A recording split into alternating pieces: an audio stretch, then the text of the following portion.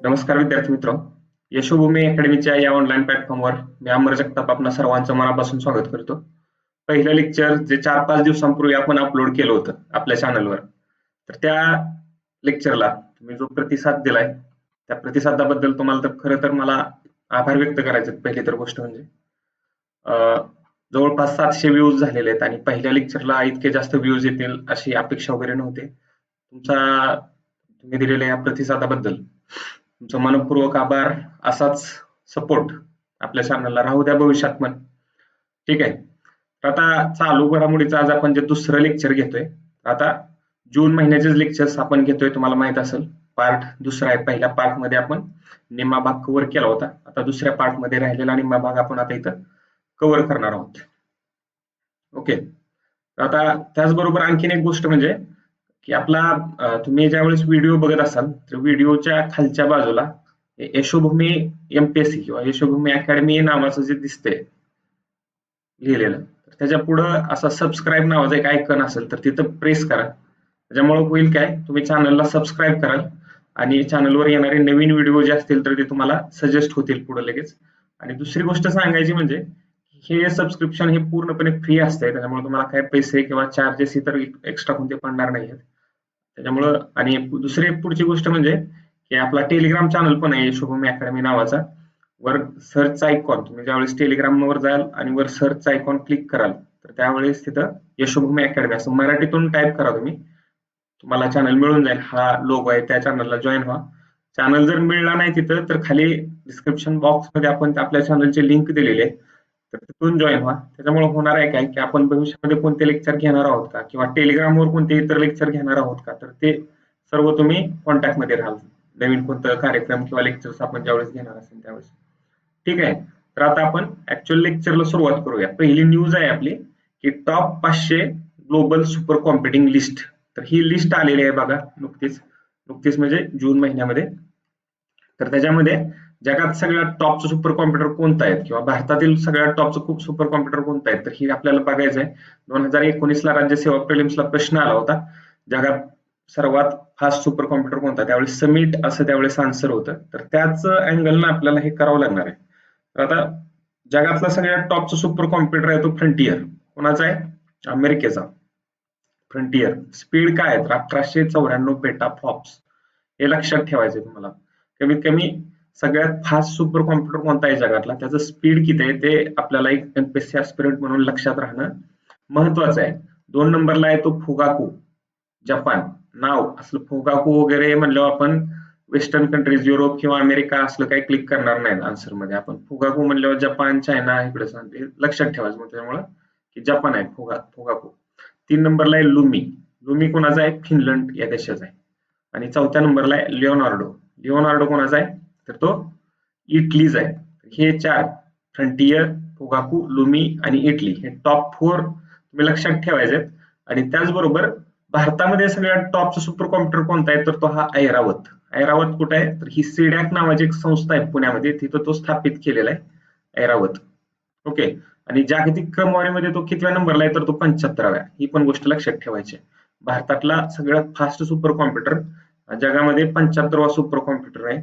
त्याच्यावरूनच आपले super computer मध्ये आपण किती प्रगत आहोत ह्याची येतच असेल कल्पना तुम्हाला. आता नवीन काय सांगायची गरज नाही त्याच्यामध्ये. पुढची न्यूज बघूया आता. पुढच्या न्यूज मध्ये एअरबस C295. तर एअरबस C295 काय असणार आहे? एअरबस ह्या नावावरूनच कळतं. एअरबस म्हणजे कोणती हवेत उडणारी बस वगैरे वगैरे नाही. तर तसलं वगैरे काय लॉजिक लावू नका एक्झाम मध्ये. तर तुम्हाला सिम्पली खाली स्क्रीनवर दिसत असेल ना, ते विमान म्हणजे एअरबस आहे. ओके. डॉल्फिन सारखं दिसतंय बघा. ओके. डोळा वगैरे तोंड त्याचं. तर हा एअरबस हा प्रकल्प जे आहे, भारतीय हवाई दलाला काही विमानं विकत घेण्यासाठी ह्या एअरबस नावाच्या कंपनी सोबत भारत सरकारनं केलेला करार आहे आणि त्याच्याशीच रिलेटेड ही न्यूज आहे. तर ह्या कंपनी, एअरबस ही कंपनी आहे, तर टोटल 56 विमानं भारतीय वायुदलासाठी बनवणार आहे. या 56 पैकी 16 विमानं ते स्पेनमध्ये बनवणार आहे आणि राहिलेली 40 विमानं ते भारतातल्या पण गुजरातमध्ये बनवणार आहे. तर त्या C295 ह्या एअरबसचं स्पेनमध्ये जी पहिली 16 विमानं बनवते, तर त्या पहिल्या विमानाचं उड्डाण तिथं यशस्वी झालेलं आहे आणि त्याच्यामुळे ही न्यूज मध्ये आहे. ओके. तर ही 56 विमाने येऊन भारतीय हवाई दलामध्ये ह्या FARO 748 हे जे विमाने आहेत त्या विमानाची जी तुकडी आहे त्या तुकडीची जागा घेणार आहेत. कोणते? Airbus C295. मधल्या काळामध्ये हा प्रकल्प खूप जास्त चर्चेमध्ये होता बघा, की महाराष्ट्रामध्ये या एअरबसचा प्रकल्प होणार होता, परंतु नंतर तो गुजरात सरकारमधनं तिकडे नेला. गुजरातमध्ये तो आता तिकडे होणार आहे. आणि आपल्या सत्ताधारी आणि विरोधकांचं जे फेवरेट काम आहे की एकमेकांवर आरोप करायचं, तर ते वगैरे झालं होतं. विरोधक म्हणत होते सत्ताधाऱ्यांनी स्ट्रॉंग भूमिका घेतली नाही म्हणून ते तिकडे गेला, आणि ते सत्ताधारी त्यावेळेस म्हणत होते की विरोधक ज्यावेळेस सत्तेत होते त्यावेळेस त्यांनी चालत असते त्या गोष्टी. टाटा एअरबस म्हणजे टाटा कंपनी त्या एअरबस बरोबर तिकडे ते 40 विमानं तिकडे बनवणार आहे. तर एअरबस लक्षात असू द्या, भविष्यात पण न्यूज मध्ये राहणारच आहे आपल्याला हे, कारण आता हे एक आताचे विमान बनवलेलं आहे, दुसऱ्या विमान काय झालं, तिसऱ्या विमानाचं काय झालं, ते तसलं येतच राहणार आहे. त्यावेळेस ती न्यूज काय आहे ते महत्वाची नाही, पण एअरबस काय आहे ते महत्वाचं राहणार आहे, त्याच्यामुळे एक्झामला येऊ शकतो. नेक्स्ट आता पुढचे आहे तुंगनाथ मंदिराला राष्ट्रीय स्मारक घोषित करण्याची भारतीय पुरातत्व सर्वेक्षण विभागाची योजना. तुंगनाथ मंदिर तुम्हाला स्क्रीनवर दिसत असेल. ओके, केदारनाथ मंदिर तुम्ही फोटो वगैरे कुठं बघितलेला असेल तर सेम त्याच्यासारखं दिसते. ओके, ही वास्तुकला तिकडे एकदम नदर हिमालयन स्टेट्स मध्येच असते, त्यामुळं तुंगनाथ मंदिर कुठं आहे तर अशा चौकनी टाईपचं जे शिखर आहे तर ते तिकडेच असणार आहे, उत्तराखंड मध्ये वगैरे. तर राष्ट्रीय स्मारक त्याला घोषित करणार आहे कोण? भारतीय पुरातत्व सर्वेक्षण विभाग, त्यांची योजना. तर मग हे मंदिराचं स्थान कुठे आहे तर अगेन उत्तराखंडमध्ये. उत्तराखंडमध्ये हा रुद्रप्रयाग नावाचा एक जिल्हा आहे, त्या जिल्ह्यामध्ये याचं स्थान आहे. ओके, आणि हे जे मंदिर आहे ते 1000 वर्ष जुनं आहे. किती? 1000 वर्ष, खूप जास्त जुनं झालं. आणि जगातील सर्वात उंच शिव मंदिरांपैकी एक असणार हे मंदिर आहे.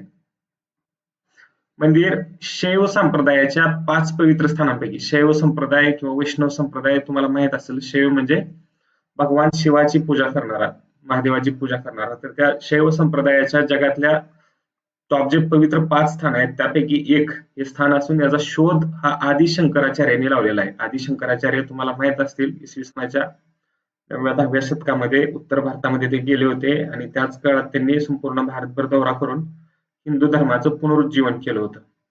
ओके, तर तुंगनाथ मंदिर लक्षात असू द्या, राष्ट्रीय स्मारक दर्जा कोण तर भारतीय पुरातत्व सर्वेक्षण. ते काही युनेस्को वगैरे नाहीये तिथं, भारतीय पुरातत्व सर्वेक्षण विभागाचीच ती योजना असणार आहे. पुढची न्यूज बघूया आपण आता. टॅग इन भाषेतील चित्रपट. आता ही टॅग इन भाषा कुठली आहे? अरुणाचल प्रदेशमध्ये. अरुणाचल प्रदेशमध्ये अप्पर सुबानसिरी नावाचा असं कुठेतरी एक जिल्हा आहे, आणि त्या जिल्ह्यामध्ये हा टॅग इन समुदाय राहतो, आणि ह्याची संख्या खूप कमी आहे, एक 8-10 हजार वगैरे असे आहे. आणि त्या समुदायाची भाषा ही टॅग इन भाषा आहे, त्यामुळे लोकसंख्या बोलणारी खूपच कमी असल्यामुळं ही भाषा जतन करणं हे एक मोठं टास्क असणार आहे. आणि ती भाषा जतन करण्यासाठी विविध उपाय. मग भाषा जतन कशी करायची, की लाभले आम्हास भाग्य म्हणून direct good morning good night असलं म्हणण्यापेक्षा ती भाषा त्या भाषेतनंच शुभेच्छा वगैरे देणं गरजेचं असते. आणि त्याचप्रमाणे आणखीन एक दुसरं माध्यम म्हणजे हे असले चित्रपट वगैरे पण त्या भाषेत बनणं गरजेचं असते. मराठी चित्रपट जसं अलीकडल्या काळात इतकं जास्त चालत नाहीत, पण बनतायत ही गोष्ट आपल्यासाठी महत्वाची आहे. तर त्याचप्रमाणे या टॅग इन भाषेमध्ये पण अरुणाचल प्रदेश मधला अप्पर सुबानसिरी जिल्ह्यामध्ये राहणाऱ्या या टॅग इन समुदायाची टॅग इन भाषा, त्या भाषेमध्ये पहिला चित्रपट बनलेला आहे. नाव काय आहे चित्रपटाचं? Love in 90s. As expected, चित्रपट म्हणल्यावर लव्ह नावाचा शब्द नाही आला तरच नवल काय ते असणार आहे.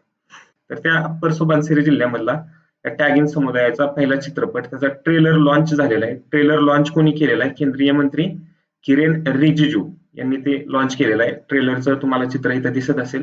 चित्रपटाचं नाव काय आहे? Love in 90s. ओके, आणि दिग्दर्शक तपेन नाटम. या दोन गोष्टी लक्षात ठेवा तुम्ही. चित्रपटाचं नाव लव्ह इन 90s आणि दिग्दर्शक तपेन नाटम. ओके, आता पुढची न्यूज आपण बघूया. पुढच्या न्यूज मध्ये 2 न्यूज आहेत बघा ह्या स्लाइड मध्ये आपल्याला. तरी पहिली आहे म्हणजे एम्स नागपूर नभ प्रमाणपत्र मान्यता प्राप्त करणारे देशातील पहिले एम्स. आणि ही गोष्ट आपल्या समस्त मराठी जनांसाठी अभिमानाची गोष्ट असली पाहिजे. नभ दर्जा आपल्या एम्स नागपूरला मिळालेला आहे. तर हा नभ दर्जा काय आहे? National accreditation board for hospitals and health care providers. म्हणजे हॉस्पिटल्स आणि जे हेल्थ केअर देणारे विविध संस्था असतात तर त्यांच्यासाठी अक्रेडिटेशन करणार आहे, त्यांचा दर्जा ठरवणार आहे. मग ते दर्जा इकडे मिळालेला आहे. तर कशासाठी असतोय? आरोग्य सेवा श्रेणी आणि सेवेसाठी याची जागतिक स्तरावर ओळख आहे. म्हणजे हा जर दर्जा कुठल्या हॉस्पिटलला मिळत असेल तर तो जगामध्ये जे काही टॉपची चांगली हॉस्पिटल आहेत ते हॉस्पिटल त्यांच्या पंक्तीत जाऊन बसलेला आहे असं समजायला हरकत नसते. तर हा दर्जा हॉस्पिटलसाठी हा दर्जा मिळणं हॉस्पिटलची उच्च दर्जाची रुग्णसेवा आणि सुरक्षितता प्रदान करत असल्याचा पुरावा आहे. म्हणजे हा जो दर्जा कुठल्या पण हॉस्पिटल्सला किंवा कुठल्या पण आरोग्य सेवा पुरवणाऱ्या संस्थेला मिळाला तर ते हॉस्पिटल जगामध्ये खूप चांगल्या पद्धतीनं काम करते, जगामध्ये टॉपच्या हॉस्पिटल आहेत त्यांच्या लेवलला काम करते, त्याचा तो पुरावा असणार आहे. आणि त्याच्यामुळं आपण लक्षात ठेवायची न्यूज एवढीच आहे की एम्स नागपूर नब मान्यता प्राप्त करणारे देशातील पहिले एम्स ठरलेले आहे. पहिले असल्यामुळं ती गोष्ट आपल्यासाठी महत्वाची आहे. कारण मी तुम्हाला कायमच सांगत असतोय कोणती पण गोष्ट पहिल्यांदा ज्यावेळेस घडत असते त्यावेळेस आयोगाचा आपल्यावर त्या एक्झामवर किंवा त्या न्यूजवर डोळा राहतोय, त्यामुळे ते न्यूज एक्झाम मध्ये येण्याची शक्यता जास्त राहते. तर पुढची न्यूज आहे अटल भूजल योजना तिच्या 2025च्या समाप्ती तारखेनंतर आणखीन 2 वर्ष सुरू राहणार आहे. तर ब्रीफ मध्ये सांगू का काही, अटल भूजल योजना जी आहे ना ती समुदायाच्या सहभागाद्वारे भूजलाचं शाश्वत व्यवस्थापन करण्यासाठीची ही योजना आहे. सुरू कधी झालेली आहे 25 डिसेंबर 2019. ओके, 2019 ला सुरू झाली होती. केंद्रीय क्षेत्र योजना आहे, सामुदायिक सहभागासह भूजलाच्या शाश्वत व्यवस्थापनासाठीची. आणि निधीमध्ये भारत सरकार आणि जागतिक बँकेचा हिस्सा किती आहे 50-50%. 2025 ला ही योजना संपणार होती परंतु 2 वर्ष तिचा कार्यकाळ आणखी वाढवलेला आहे, त्यामुळे तिचा 2027 पर्यंत सुरू राहणार आहे. अर्थात तिचं भविष्य 2024 ला कोणतं हाही गव्हर्नमेंट जर निवडून आलं तरच, नाहीतर मग तिचं नाव काहीतरी बदललं जाईल, जुन्या बाटलीत नवी दारू काय असं ह्या टाईपचं म्हणते तसं काहीतरी केलं जाईल तिकडं. पुढचा आपला आता जो न्यूज आहे नीती आयोगाचा 2020-21 साठीचा वार्षिक आरोग्य निर्देशांक. कोणाचा आहे? नीती आयोगाचा वार्षिक आरोग्य निर्देशांक. आणि अगेन 2020-21 साठीचा, म्हणजे 2023 च्या न्यूज बघतोय म्हणून त्यांनी 2022चा किंवा 23चा दिलेला नाही, 2020-21 साठीचा दिलेला आहे. तर हा निर्देशांक नीती आयोगानं 2017 मध्ये सुरू केला होता. कशासाठी? राज्य आणि केंद्रशासित प्रदेश जे आहेत त्यांच्या कामगिरीचे मोजमाप करण्यासाठी. राज्य आणि केंद्रशासित प्रदेशांच्या कामगिरीचे मोजमाप करणारा हा अहवाल आहे. आणि ह्या अहवालाचं नाव काय आहे? Healthy states progressive India. दरवर्षी हा अहवाल जाहीर केला जातो. ओके, तर याच्यासाठी सहकार्य कुणाचं लाभलेलं आहे नीती आयोगाला? तर केंद्रीय आरोग्य मंत्रालय आणि जागतिक बँक. या पण गोष्टी तुम्ही राहू द्या लक्षात राहिलं तर, काय तुमचं म्हणजे काय नुकसान होणार नाही काय लक्षात राहील म्हणून. तर 2020-21 मध्ये टॉपची राज्य कोणती आहेत, लहान आणि मोठी राज्य, तर ते आपण बघणार आहोत. टॉपला आरोग्य क्षेत्र आहे आणि टॉपला असणार आहे म्हणजे नॅचरली आपलं लॉजिकलीच आपण करेक्ट केलं पाहिजे की साऊथ मधली कुठली तरी राज्य असणार आहेत. तर आता मग बघा मोठी राज्य कोणती आहेत टॉपला? केरळ आहे, तमिळनाडू आणि तेलंगणा. ओके, केरळ असणार आहे, केरळ नंतर तमिळनाडू, तमिळनाडू नंतर तमिळनाडूच्या वरच तेलंगणा, अशी 3 राज्य वार्षिक आरोग्य निर्देशांकात नीती आयोगाच्या टॉपची. सगळ्यात शेवटचं राज्य कोणतं आहे? बिहार. बट ऑब्विस याच्यामध्ये काय जास्त डोकं लावायची गरज नाही, सगळ्यात शेवटचं राज्य आहे ते बिहार. आणि लहान राज्यामध्ये सगळ्यात टॉपला कोणतं आहे? त्रिपुरा. ओके, त्रिपुरा लहान राज्यामध्ये सगळ्यात टॉपला. आता त्रिपुरा आणि केरळ यांचे एक साम्य तुम्हाला सांगू का? तर त्या दोन्हीमध्ये पण समाजवादी साम्यवादी राजवटी होत्या, म्हणजे लेफ्टिस्ट बऱ्याच दिवस. त्याच्यामुळं केरळ इकडे लक्षात ठेवायचं मोठ्या राज्यांमध्ये आणि लहान राज्यामध्ये त्रिपुरा लक्षात ठेवायचं. आणि केंद्रशासित प्रदेश अगेन लक्षद्वीप केरळलाच लागू नये. ओके, तर आरोग्य निर्देशांक मोठ्या राज्यांमध्ये केरळ टॉप, लहान राज्यांमध्ये त्रिपुरा टॉप आणि केंद्रशासित प्रदेशांमध्ये लक्षद्वीप टॉप. सगळ्यात शेवटी कोणतं आहे तर बिहार. ठीक आहे, पुढची न्यूज आपण बघूया. पुढच्या न्यूज मध्ये 5वा राज्य अन्न सुरक्षितता निर्देशांक. अन्न सुरक्षितता फूड सेफ्टी इंडेक्स आहे बघा, फूड सिक्युरिटी इंडेक्स नाहीये हा, सेफ्टी. तर जाहीर कोणी केलेला आहे? फसई किंवा फसल ज्याला म्हणतात ते. तर भारतीय अन्न सुरक्षा मानक प्राधिकरण फसल त्यांनी 7 जून 2023 या दिवशी जाहीर केलेला आहे. 7 जून हा काय आहे तर जागतिक अन्न सुरक्षितता दिन. तर या दिनी हा अहवाल त्यांनी जाहीर केलेला आहे. हा अहवाल 2019 सालापासून दरवर्षी प्रसिद्ध केला जातो. कधी? अगेन जागतिक अन्न सुरक्षितता दिनी याच दिवशी हा अहवाल प्रसिद्ध केला जातो. आणि यावर्षी या दिनाची संकल्पना आहे, अहवालाची संकल्पना नाही सांगत आहे आपण, या दिनाची संकल्पना आहे food standard save lives. Okay, food standard save lives. मोठ्या राज्यांची क्रमवारी अगेन टॉपला कोणता आहे? केरळ. केरळ 2 नंबरला पंजाब. आता आहे कोणती न्यूज? अन्न सुरक्षितता. आणि अन्न हा विषय यायचा आणि पंजाब नाही यायचं, त्याच्यामध्ये हा पंजाबचा अपमान आहे. हा पंजाब असणारच आहे त्याच्यामध्ये. त्यामुळे केरळ आरोग्य निर्देशांकामध्ये पण टॉप आहे, लक्षात ठेवायचं, आणि अन्न निर्देशांकामध्ये पण 2 नंबरला तिकडे तमिळनाडू होतं, इथं पंजाब आले. आणि तिकडे 2 नंबरला तमिळनाडू होतं, 3 नंबरला तमिळनाडू आलं इथं. ओके, केरळ, पंजाब, तमिळनाडू कशामध्ये? अन्न सुरक्षितता निर्देशांक नीती आयोगाचा. आणि लहान राज्यामध्ये टॉपला कोण आहे? तिकडे लहान राज्यामध्ये आरोग्य निर्देशांकामध्ये त्रिपुरा होतं, अन्न निर्देशांकामध्ये गोवा टॉपला आहे. ओके, 5वा राज्य अन्न सुरक्षितता निर्देशांक कोणाचा आहे? तर तो फसलचा आहे किंवा फसईचा आहे, आणि त्याच्या टॉपला कोण आहे? केरळ. पुढचा आता न्यूज आहे आपली जतन सॉफ्टवेअर. जतन नावामधून तुम्ही लॉजिकली तुम्हाला काय समजतंय का? त्या गोष्टी बघायच्या बघा. जतन नावाचं सॉफ्टवेअर आहे, तर काहीतरी जतन करण्यासाठीच असणार आहे. काय जतन करायचंय? तर देशभरातली जी महत्वाचे विविध म्युझियम्स आहेत किंवा त्यांच्यातल्या कला वस्तू आहेत ना, त्या जतन करायच्या आहेत. आणि सॉफ्टवेअर आहे. सॉफ्टवेअर म्हणलं कसं जतन करणार? तर 3D डिजिटायझेशन द्वारे. 3D डिजिटायझेशन काय आहे? तर काय लक्षात ठेवायची गरज नाही. ते काय असं ना, ते कॉम्प्युटर, आर्टिफिशियल इंटेलिजन्स त्यांच्यामधला काहीतरी एक प्रकार असणार आहे, आणि त्या 3D डिजिटायझेशन द्वारे संग्रहालयाचं जतन करण्यासाठी असणारं हे व्हर्च्युअल म्युझियम बिल्डर सॉफ्टवेअर आहे. म्हणजे जतन सॉफ्टवेअर आले की ते संग्रहालय जतन करण्याशी रिलेटेड आहे. सांगायचं कसं जतन करायचं? तर ते 3D डिजिटायझेशन द्वारे. आणि त्याच्यासाठी सामंजस्य करार झालेला आहे. कोणाकोणामध्ये असणार आहे?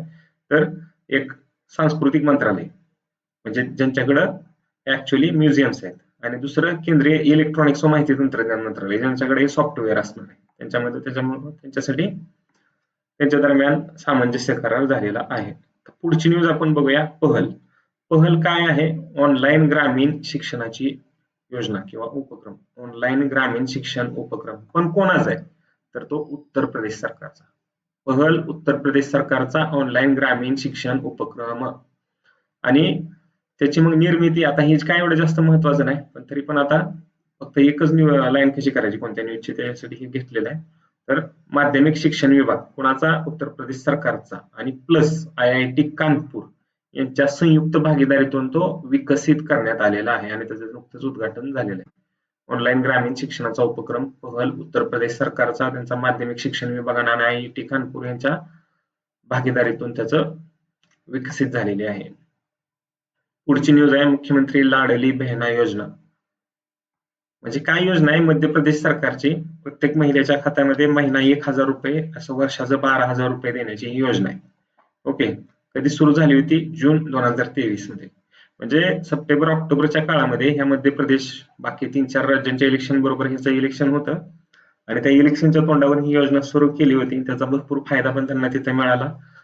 मध्य प्रदेशमध्ये परत बीजेपीचंच गव्हर्नमेंट आलेलं आहे, तर त्याच्यामुळं हे लक्षात ठेवा. लाडली बहिणा योजना, या योजनेचा त्यांना खूप फायदा झाला होता असं म्हटलं पण जातं तिथं. 12,000 रुपये वार्षिक, महिना 1,000 रुपये महिलांच्या खात्यामध्ये देणे. लाडली बहिणा योजना कोणाची? मध्य प्रदेश सरकारची. पुढची आहे मेरी लाईफ ऍप. तर लाईफ नावाचं एक मिशन, जे आपले जुने खिलाडी आहेत त्यांना माहित असेल, नवीन विद्यार्थी मित्रांसाठी हे क्लायमेट चेंज किंवा पर्यावरणासाठी सुरू केलेली मिशन आहे. म्हणजे ब्रीफमध्ये तुम्हाला सांगतो की दैनंदिन आयुष्यामध्ये तुमच्या छोट्या छोट्या कृती ह्या पर्यावरणाला अनुकूल बनवण्यासाठी हे लाईफस्टाईल फॉर एन्व्हायरमेंट नावाची एक मोहीम सुरू केलेली आहे. कोणाची आहे? संयुक्त राष्ट्राचीच आहे, आणि त्याचं संकल्पना संपूर्ण भारताची होती. तर ते मिशन लाईफ. तर त्या मिशन लाईफच्या अंमलबजावणीसाठी विविध ऍप्लिकेशन किंवा पोर्टल सुरू केले जात आहेत. त्यापैकी हे नवीन ऍप आलेलं आहे. सगळ्यात अगोदर मिशन लाईफ काय आहे बघू आपण. Mission life, lifestyle for the environment. जगभरातील लोकांना त्यांच्या दैनंदिन जीवनात सोप्या हवामानास अनुकूल कृती करण्यास प्रवृत्त करणे हे याचं उद्दिष्ट आहे, जे आपण आता सांगितलं. COP26 म्हणजे कॉन्फरन्स ऑफ पार्टीज, नवीन विद्यार्थी मित्रांसाठी United nations framework convention on climate change UNFCC हा कधी झाला? तर रिओ परिषद 1992 किंवा 93 ला जी झाली होती, त्या परिषदेमध्ये हा स्वीकारण्यात आला. आणि त्याच्याद्वारे जागतिक तापमान वाढीसाठी, तापमान वाढ कमी करण्यासाठी जे काय प्रयत्न केले जात आहेत जगभर, ते एकाच स्कीम खाली आणलं. आणि त्याच्याच अंमलबजावणीसाठी दरवर्षी या जगभरातील ह्या UNFCCचं जे सदस्य देश आहेत 180 190 जे असतील ते, तर त्यांची मीटिंग होत असते. त्याला काय म्हणलं जातं? Conference of parties. आणि हेच त्याला शॉर्ट मध्ये COP. त्याची 26वी मीटिंग कुठं झालेली आहे? ग्लासगो 2021 मध्ये. त्यावेळेस ही संकल्पना भारतानं सादर केली होती आणि त्याचं उद्घाटन मग पंतप्रधान नरेंद्र मोदी यांच्या हस्ते कुठं?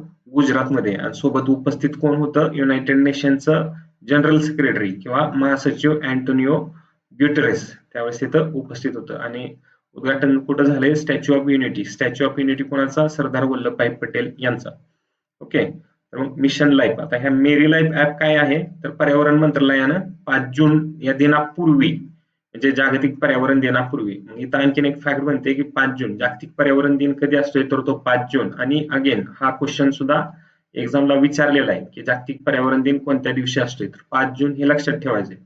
पर्यावरण मंत्रालयानं जागतिक पर्यावरण दिनापूर्वी म्हणजे 5 जून पूर्वी युवांना हवामान बदलासाठी प्रेरित करण्यासाठी हे ऍप्लिकेशन सुरू केलेलं आहे. म्हणजे हवामान बदलाविरुद्ध कृती करण्यासाठी, युवांना प्रेरित करण्यासाठी लॉन्च केलेलं ऍप्लिकेशन म्हणजे हे मेरी लाईफ ऍप्लिकेशन. आणि दुसरी गोष्ट फॅक्ट आपण काय लक्षात ठेवायची की मंत्रालयानं लाईफ साठी 2 पोर्टल विकसित केलेले आहेत. कोणते? पहिलं आहे ते मिशन लाईफ पोर्टल आणि दुसरं मेरी life portal. Okay. I hope तुम्हाला समजले असेल संपूर्ण न्यूज. पुढच्या न्यूजला जाऊया आपण. पुढच्या न्यूज मध्ये अमृत धरोहर आणि मिष्टी योजना. अगेन ह्या पर्यावरण दिनापूर्वीच, पर्यावरण दिना दिवशीच सुरू केलेलं आहे. 5 जून 2023 जागतिक पर्यावरण दिन या दिवशी ह्या 2 योजना सुरू. पण त्या अमृत धरोहर आणि मिष्टी योजना. उद्घाटन पंतप्रधान नरेंद्र मोदी भाई यांच्या हस्ते. आणि 2023-24च्या अर्थसंकल्पामध्ये पण ह्या योजनेसाठी तरतूद केली होती. तर पैकी आता अमृत धरोहर योजना काय आहे तर, आणि मिष्टी योजना काय आहे? अमृत धरोहर ब्रीफ मध्ये सांगतो तुम्हाला की रामसर स्थळांच्या संवर्धनासाठी, आणि मिष्टी योजना ती खारफुटी जंगलाच्या संरक्षणासाठी. तर मग आता केंद्रीय पर्यावरण मंत्रालयाची योजना आहे अमृत धरोहर योजना. आणि उद्दिष्ट काय? लोकसहभागाद्वारे रामसर स्थळाचे संवर्धन. रामसर स्थळ अगेन नवीन विद्यार्थी मित्रांसाठी की जे वेटलँड्स वगैरे म्हणतात किंवा दलदलीचे प्रदेश जागतिक दृष्टीने जे महत्वाचे आहेत ते रामसर यादीमध्ये टाकले जातात. भारतामध्ये जवळपास 70-75 रामसर स्थळांची यादी झालेली आहे. त्यामुळे त्यांचं संवर्धन करणं हे गव्हर्नमेंट समोरचं, सरकार समोरचं मोठं टास्क असणार आहे. आणि ते टास्क कंप्लीट करण्यासाठी, लोकांना सामावून घेण्यासाठी ही योजना त्यांनी सुरू केलेली आहे. योजनेचं नाव काय आहे? अमृत धरोहर योजना. लोक सहभागाद्वारे रामसर स्थळांचे संवर्धन करायचे तिथं. पुढची योजना आहे ती मिष्टी योजना. या अमृत धरोहर योजनेसाठी सारखीच आहे, पण इथं रामसर स्थळ आहेत आणि इथं आहे खारफुटीचं जंगल. मिष्टीचा फुल फॉर्म पण तुम्ही लक्षात ठेवा. Mangrove initiative for shoreline habitats and tangible incomes. Okay. खारफुटी परिसंस्थांचे पुनरुज्जीवन आणि संरक्षण करण्यासाठीचा हा करार आहे. अमृत धरोहर आणि मिष्टी. आय थिंक तुम्हाला आता ते समजलं असेल. पुढची आपण आता न्यूज जी घेणार आहोत त्याच्यामध्ये डायमिथाइल इथर इंधनावर चालणारा पहिला ट्रॅक्टर. हे इंधन वेगळं आहे, डायमिथाइल इथर. ट्रॅक्टर कशासाठी असतोय? काहीतरी काय बोलताय मला सर? ट्रॅक्टर कशासाठी असतोय? शेतीचं काम करण्यासाठी. बरोबर आहे तुमचं, ट्रॅक्टर शेतीचंच काम करण्यासाठी असतोय. पण हा ट्रॅक्टर वेगळा आहे. कशामुळे वेगळा आहे? तर न्यूज बघतोय आपण पर्यावरणाची, त्यामुळे हा ट्रॅक्टर पूर्णपणे पर्यावरण पूरक आहे. कसा आहे तर बघूया. त्याच्या अगोदर काय बघायचं आपण? हा 100% डायमिथाइल इथर म्हणजेच DME या इंधनावर चालणार आहे. आणि अगेन कुणी बनवलेला आहे? IIT कानपूर. आणि भारतातील अशा प्रकारचा पहिला ट्रॅक्टर आहे. आणि पहिली न्यूज कोणती पण असेल तरी आपल्यासाठी महत्वाची असते.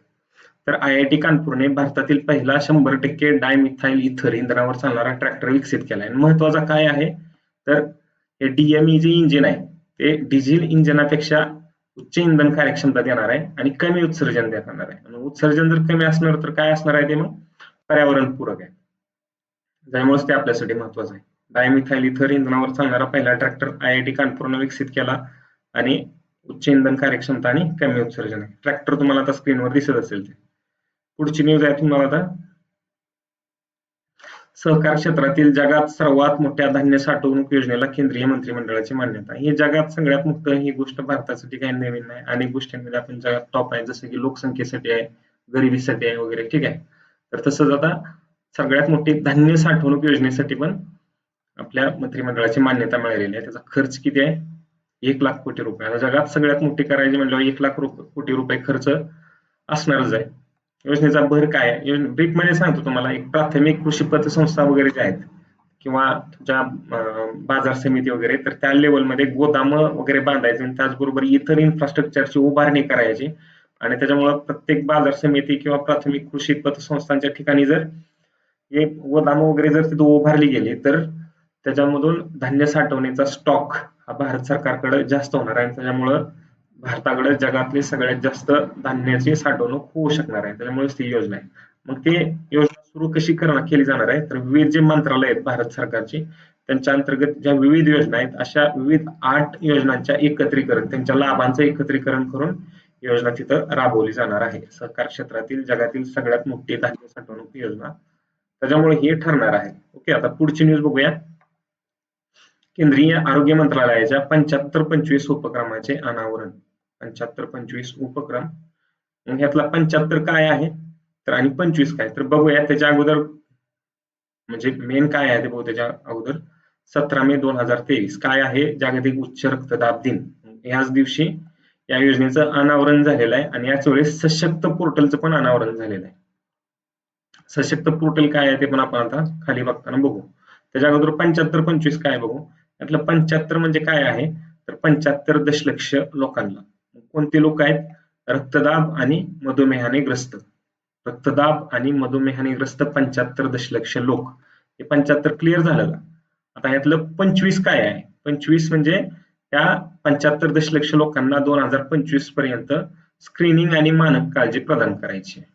ओके, म्हणजे 75 दशलक्ष रक्तदाब आणि मधुमेहाने ग्रस्त असणाऱ्या लोकांना 2025 पर्यंत स्क्रीनिंग आणि मानक काळजी प्रदान करणं म्हणजेच हा 75-25 उपक्रम आहे. मग सशक्त पोर्टल काय आहे तर हे 75-25 उपक्रम अंमलबजावणी करण्यासाठी निर्माण केला गेला आहे. 75-25 उपक्रमाची अंमलबजावणी.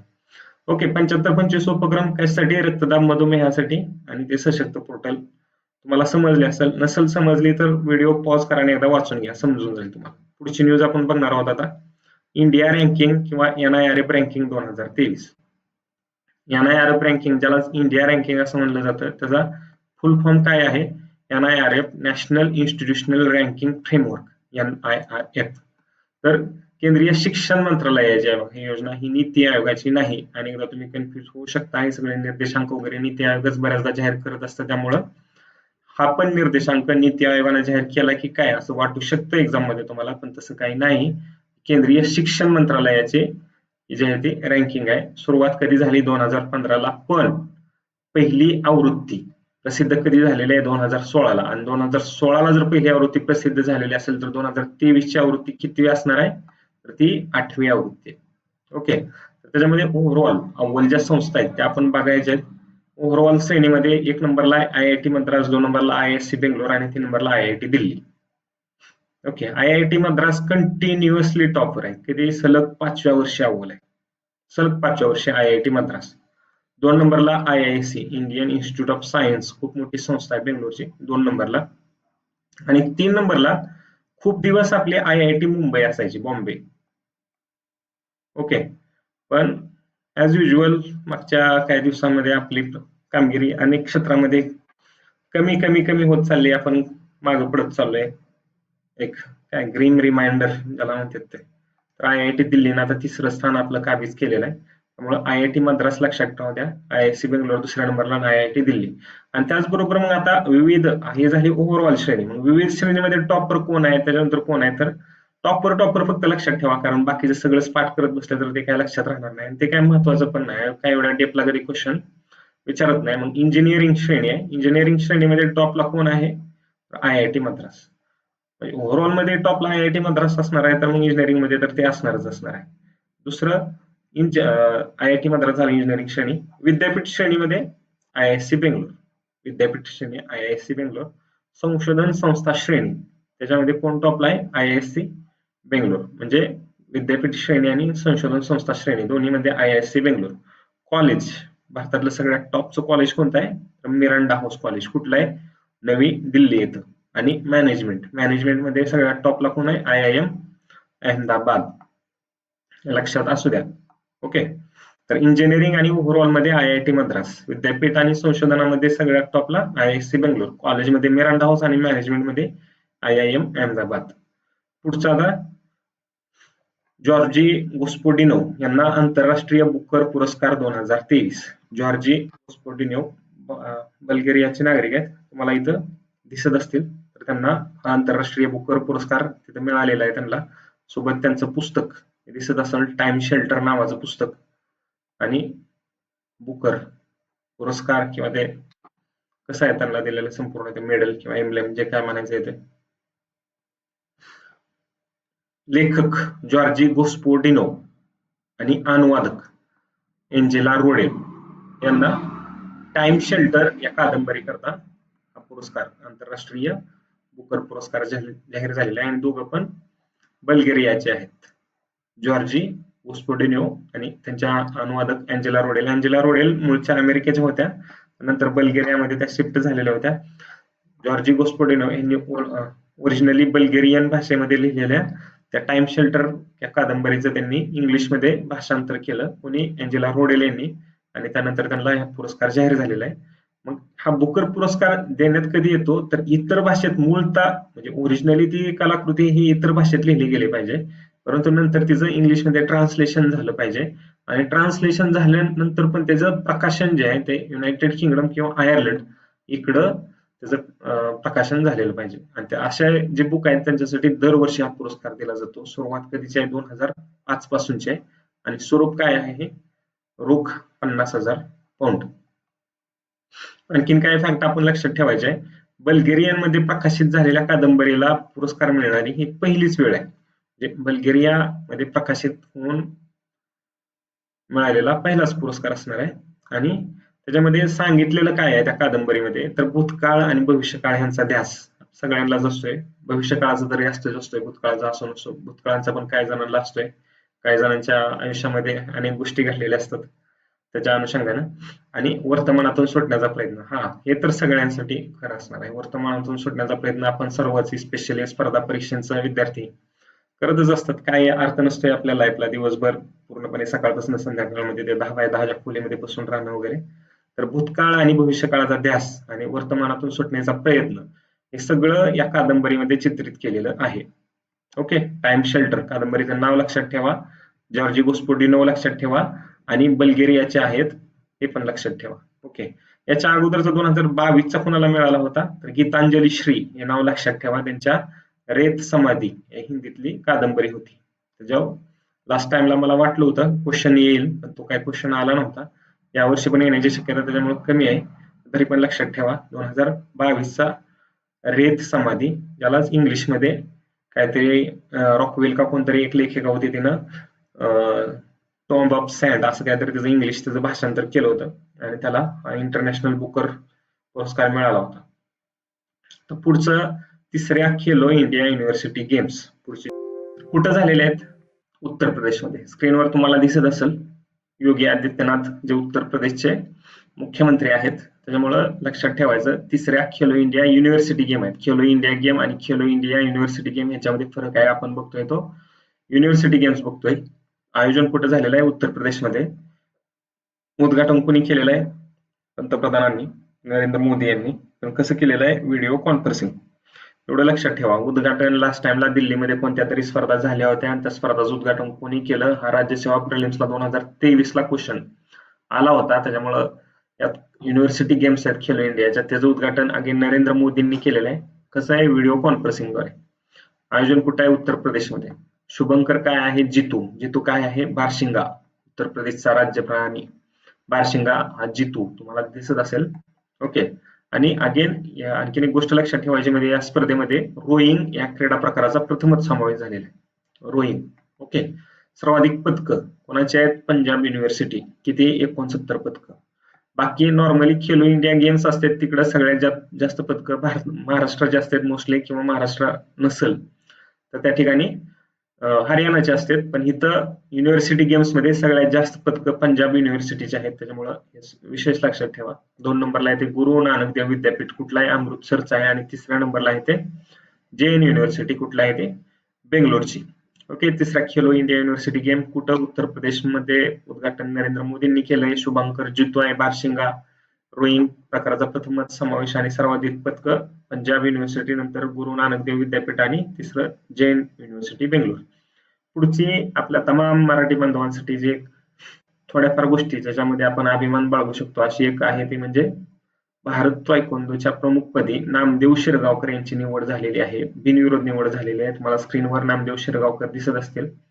आपल्या स्पोर्ट मिनिस्ट्रीची जी रचना आहे त्याच्यामध्ये जे विविध खेळ आहेत ऑलिम्पिकमध्ये खेळवले जातात, तर त्या खेळांचे राष्ट्रीय लेवलला एक ऑर्गनायझेशन असते आणि त्या ऑर्गनायझेशनचं हेड असतात, कोणतरी प्रमुख असतात. जसं कुस्तीचं हेड ते ब्रिजभूषण सिंग वगैरे तुम्ही मधल्या काळामध्ये ऐकलं असतील तसंच. तर ह्या तायक्वांदो हा खेळ आहे, त्या संघटनेच्या भारताच्या लेवलला प्रमुखपदी बिनविरोध निवड झालेली आहे. कुणाची? ह्या नामदेव शेरगावकर यांची.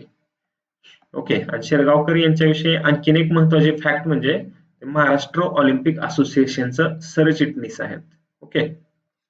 महाराष्ट्र ऑलिम्पिक असोसिएशनचं सरचिटणीस नामदेव शेरगावकर, नाव लक्षात ठेवा, चेहरा पण लक्षात ठेवा. ओके. पुढची न्यूज बघूया. केरळमध्ये कुटुंबश्री बचत गटाचा 25वा वर्धापन दिन. कुटुंबश्री बचत गट म्हणजे त्याची स्थापना कधी झालेली असणार आहे? मग 1997 ची स्थापना आहे आणि हे सगळ्यात मोठं, देशातलं सगळ्यात मोठं सेल्फ हेल्प ग्रुप नेटवर्क आहे, म्हणजे बचत गटाचं नेटवर्क देशातलं सगळ्यात मोठं. 1997 ला स्थापना कुठला आहे? केरळमधलं. आणि त्याच्या 25व्या वर्धापन दिनाचं उद्घाटन कोणी केलेलं आहे? राष्ट्रपती कोण? द्रौपदी मुर्मू यांनी. आणि याच वेळी चूडू या नावाच्या एका पुस्तिकेचं पण अनावरण करण्यात आलेलं आहे. आणि चूडू म्हणजे काय? तर पावले. ओके. आणि कुटुंबश्री म्हणजे काय? कुटुंबाची समृद्धी. कुटुंबश्री बचत गट लक्षात ठेवा, कुठला आहे? तर केरळ मधला आहे, लक्षात ठेवा. त्याचा 25वा वर्धापन दिन लक्षात ठेवा. स्थापना कधीची आहे? 97 ची. आणि देशातला सगळ्यात मोठा सेल्फ हेल्प ग्रुप नेटवर्क आहे हे पण लक्षात ठेवा. उद्घाटन त्याचं 75व्या वर्धापन दिनाचं राष्ट्रपतींनी केलंय. चूडू नावाची पुस्तिका त्यावेळेस तिचं पण अनावरण केलेलं आहे. पुढची न्यूज आहे आपली ती समर्थ मोहीम. कशासाठी आहे?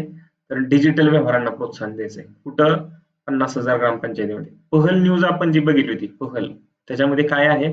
तर ते उत्तर प्रदेश सरकारचे ग्रामीण भागात ऑनलाईन शिक्षण पुरवण्यासाठी. आणि आता ही समर्थ मोहीम आहे ती ही काय उत्तर प्रदेश सरकारची नाही, संपूर्ण भारतभर असणार आहे. पण तरी पण हिचं उद्घाटन कुठं झालंय? तर लखनौ मध्ये झालंय. कुणी केलेलं आहे? गिरिराज सिंग यांनी. गिरिराज सिंग कोण आहेत? केंद्रीय ग्रामविकास आणि पंचायत राज मंत्री. त्यांनी याचं उद्घाटन केलेलं आहे. 50,000 ग्रामपंचायतींमध्ये डिजिटल व्यवहारांना प्रोत्साहन देण्यासाठी. ओके. समर्थ मोहीम लक्षात ठेवा. पुढची न्यूज आपली आहे केंद्रीय मंत्रिमंडळाची सिटीज 2.0 कार्यक्रमाला मान्यता. सिटीज 2.0 आता याचा फुल फॉर्म काय आहे? City investment to innovate, integrate and sustain 2.0. City investment to innovate, integrate and sustain 2.0 काय आहे बेसिकली?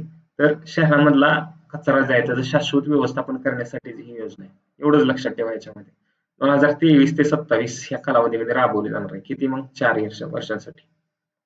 ओके. उद्दिष्ट काय आहे जे आपण आता सांगितलंय? शहरांमध्ये एकात्मिक कचरा व्यवस्थापन, त्याच्यावर लक्ष केंद्र करून असलं पुढचं वर्तुळाकार अर्थव्यवस्थेत चालना देणे वगैरे या गोष्टी असणार आहे. पण लक्षात ठेवताना एवढंच ठेवायचं, एकात्मिक कचरा व्यवस्थापनावर लक्ष केंद्रित करणे. याच्या पलीकडे आयोगाचा प्रश्न वगैरे काय जास्त येत नसतोय. आणि हा सुरू केलेले कार्यक्रम कोणी सुरू केलेला आहे? गृहनिर्माण आणि शहरी व्यवहार मंत्रालय, हे नाव लक्षात ठेवा. आणि भागीदारीमध्ये केलेला आहे. कोणाकोणाची भागीदारी आहे? तर फ्रेंच डेव्हलपमेंट एजन्सी आहे. हे काय इतकं जास्त महत्वाचं नाही.